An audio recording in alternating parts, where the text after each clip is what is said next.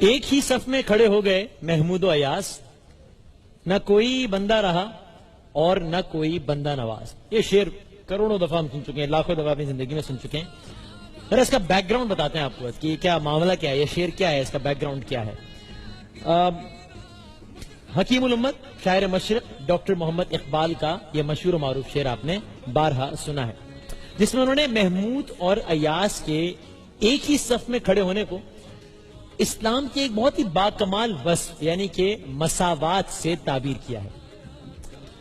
اچھا، ایاز کون تھا؟ ایاز ایک امیر تاجر کا غلام تھا. وہ تاجر کسی قرض کے بھار تلے آ گیا تھا اور قرض اتارتے اتارتے اتارتے اتارتے اس تاجر کا سب کچھ بک گیا، لیکن پھر بھی قرض ادا نہیں ہو سکا. تو اس کے غلام نے یعنی کہ ایاز نے اسے یہ مشورہ دیا کہ آپ مجھے بازار لے جائیے اور وہاں مجھے 10 لاکھ درہم میں فروخت کر دیں، 10 لاکھ درہم میں فروخت کر دیں تاکہ آپ کا قرض ادا ہو جائے. مالک اس پریشانی کے عالم میں بھی مسکرائے بغیر اور ہنسے بغیر نہیں رہ سکا، اور اس نے اپنے غلام سے پوچھا کہ بھائی تم میں ایسی کیا خوبی ہے جو باقی غلاموں میں نہیں ہے؟ ایاز نے جواب دیا کہ آپ مجھے بازار لے کر جائیے اور سرے بازار یہ اعلان کر دیں کہ ایاز جانتا ہے کہ غلامی کیا ہوتی ہے، اور ایاز وہ سب کچھ جانتا ہے جو دنیا کا کوئی اور غلام نہیں جانتا. بہرحال وہ تاجر ایاز کے اصرار پر اسے بیچنے کے لیے بازار لے آیا. جب بازار میں جا کر اس نے اپنے غلام یعنی کہ ایاز کے 10 لاکھ درہم طلب کیے تو ہر طرف سے زوردار کہے بلند ہوئے، اور ایک بڑا فطری عمل تھا کیونکہ ان دنوں غلام بکتا تھا 200 درہم میں، 300 درہم میں، اور وہ طلب کر رہا تھا 10 لاکھ درہم. لیکن اس قدر غیر فطری مطالبے کے باوجود بھی وہ تاجر اپنی بات پر قائم رہا. اچھا، اب یہ بات پہنچی بادشاہ تک. بادشاہ کون تھا؟ غزنوی سلطنت کا فرمانروا. کون؟ جسے تاریخ محمود غزنوی کے نام سے جانتی ہے. تو اب یہ دونوں کیریکٹرز آپ کے سامنے آ گئے. محمود غزنوی بادشاہ، ایاز ایک تاجر کا غلام، اس تاجر کا غلام کہ جس کا سب کچھ بک گیا ہے. اب جب محمود نے سنا کہ ایاز غلامی کے تقاضے جانتا ہے، یعنی جب بادشاہ نے سنا کہ یہ شخص غلامی کے تمام تر تقاضے جانتا ہے، تو اس نے ایاز کو 10 لاکھ درہم میں خرید لیا.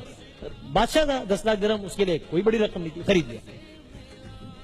وقت گزرتا گیا اور ایاز محمود کے یعنی کہ یہ غلام بادشاہ کے ہر امتحان پر پورا اترتا گیا. محمود غزنوی کے دل میں ایاز نے گھر کر لیا. محمود غزنوی ایاز کی ذہانت سے، دیانت سے اور وفا سے اتنا زیادہ خوش ہوا اور اعتماد کا رشتہ اتنا زیادہ بڑھتا چلا گیا کہ اس نے ایاز کو، جو کہ ایک زمانے میں اس کا غلام تھا، اسے لاہور کا پہلا مسلمان گورنر لگا دیا. یہاں تک کہ ایک وقت ایسا بھی آیا کہ اسے وزیر اعظم کے عہدے پر تعینات کر دیا. اب دستور زمانہ ہے کہ ہر صاحب نعمت سے حسد کیا جاتا ہے، جلنے والوں کی کوئی کمی نہیں ہوتی. تو ایاز کی اس راتوں رات کامیابیوں سے کچھ ساتھی وزیر جل اٹھے اور انہوں نے ایاز کے خلاف بادشاہ کے کان بھرنا شروع کر دیا. ایک دن تمام وزراء نے جمع ہو کر بادشاہ سے کہا، عالم پناہ، ہمیں پتہ یہ چلا ہے کہ ایاز اپنے پاس کوئی خزانہ جمع کر رہا ہے، اور جب اس کے پاس ایک مطلوبہ مقدار جمع ہو جائے گی وہ آپ کے خلاف بغاوت کا اعلان کر دے گا، بھاگ جائے گا، اور بھاگ نہیں جائے گا بلکہ آپ کا تختہ الٹنے کی کوشش کرے گا.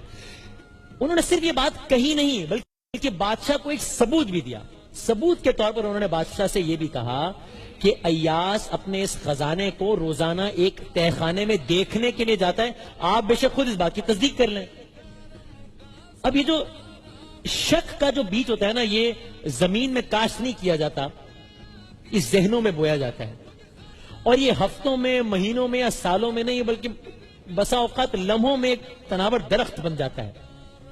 تو اس بری بلا نے یعنی کہ شک نے محمود اور ایاز کے اعتماد کی مضبوط دیوار میں بھی دراڑ ڈال ہی دی. محمود نے ایک دن ایاز کو بلایا، سامنے بٹھایا، دریافت کیا، ایاز یہ خزانہ، یہ تہہ خانہ، یہ کیا معاملہ ہے؟ ایاز نے لاکھ یقین دلانے کی کوشش کی لیکن محمود کو تسلی نہیں ہوئی. ایاز سے کہنے لگا چلو میرے ساتھ اس تہہ خانے میں چلو. اور بالآخر ایک شام محمود غزنوی، محمود و ایاز ایک ہی صف میں کھڑے ہو گئے، محمود و ایاز. ایک شام محمود غزنوی اور ایاز ہاتھ میں چراغ لے کر اس تہخانے میں اترے جہاں ایاز پر خزانہ جمع کرنے کا الزام تھا. تہخانے میں داخل ہوئے. محمود نے دیکھا کہ تہخانے میں ایک بہت بڑا پتھر پڑا ہے. اس پتھر پر ایک بہت بڑا صندوق رکھا ہے. یہ دیکھا محمود نے, اس کا شک یقین میں بدل گیا. اس کو یقین ہو گیا کہ میرے سارے وزراء بالکل صحیح بات کر رہے تھے. ایاز نے صندوق کو تالا بھی لگایا ہوا تھا. اب تو جیسے محمود کو بالکل یقین ہو گیا کہ معاملہ بڑا گڑبڑ ہے. لیکن جب اب یہ ہے پورا حاصل گفتگو, جب محمود کے کہنے پر ایاز نے صندوق کھولا, محمود نے کہا ایاز یہ سب کیا ہے؟ ایاز نے کہا یہ کچھ نہیں ہے. محمود نے کہا نہیں, یہ تہ خانے میں پتھر, پتھر پہ صندوق, صندوق پہ تالا, تم روزانہ یہاں آتے بھی, یہ سب کیا معاملہ ہے؟ کھولو اس صندوق کو. جب ایاز نے صندوق کھولا تو محمود غزنوی پھاڑے مار مار کے رونے لگا. کیوں؟ اس لیے کہ اس صندوق میں کیا تھا؟ اس صندوق میں ایک پھٹا پرانا کرتا تھا, کچھ ٹوٹے ہوئے چپل تھے اور ایک چھڑی تھی. ایاز نے محمود سے کہا بادشاہ سلاوت, اب تسلی سے دیکھ لیجئے, یہی ایاز کا خزانہ ہے. محمود نے پوچھا ایاز تو نے اسے اتنی حفاظت سے رکھا ہوا تھا اور تو اس خزانے کو دیکھنے کے لیے آتا تھا؟ ایاز نے کہا عالم پناہ, یہ حاصل گفتگو کہ عالم پناہ آج میں اعلیٰ عہدے پر فائز ہوں, لیکن مجھے آج بھی بھولا نہیں ہے کہ میں کبھی گڈریا تھا. اسی چھڑی سے بکریاں ہانکتا تھا, یہی چپل پہنتا تھا اور یہی پھٹا پرانا کرتا زیب تن کرتا تھا. اب روزانہ اپنے اس خزانے کو اس لیے دیکھنے آتا ہوں کہ کہیں اپنی اوقات بھول نہ جاؤں, میں کہیں انسانوں کو کیڑے مکوڑے سمجھ کر اپنے پیروں تلے روندنا نہ شروع کر دوں, کہیں کوئی غریب میرے غرور کی بھیٹ نہ چڑھ جائے, اور کہیں تکبر اور رعونت کے نشے میں کسی بےکس کی جھونپڑی نہ جلا دوں, کہیں اپنے جاہو جلال کا چراغ روشن رکھنے کے لیے کسی مظلوم کی زندگی کا دیا نہ بجھا دوں. بس میں روزانہ یہاں آ کر اپنے ضمیر کی زنجیر ہلاتا ہوں تاکہ مجھے اپنی اوقات یاد رہے. جناب علی, ہمیں کوئی اخلاقیات, ہمیں کوئی مذہب, ہمیں کوئی دین, ہمیں کوئی آئین ترقی کرنے سے نہیں روکتا ہے. ہمارا یہ حق ہے کہ ہم ہواؤں میں اڑیں, لیکن ہمارا یہ فرض ہے کہ ہمارے پیر زمین پر رہیں.